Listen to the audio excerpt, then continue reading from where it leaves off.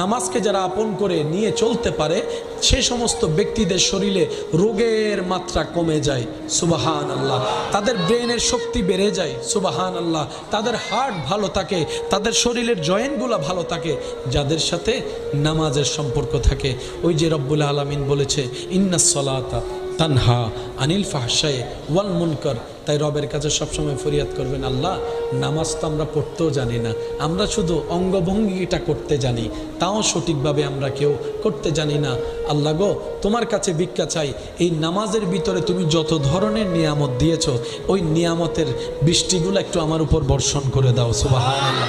আল্লাহ আমিও তোমার প্রিয় বান্দার লিস্টিতে নাম লেখাতে চাই। আল্লাহ আমিও ইজ্জতের জীবন চাই, আমিও কবরকে আলোকিত দেখতে চাই। তোমার দয়া ছাড়া তো কিচ্ছুই সম্ভব না। আল্লাহ আমি চেষ্টা করছি তোমার ইবাদত করার, আমি যেভাবে ইবাদত করলে তুমি খুশি হবা আমাকে তুমি দয়া করে নিজ গুণে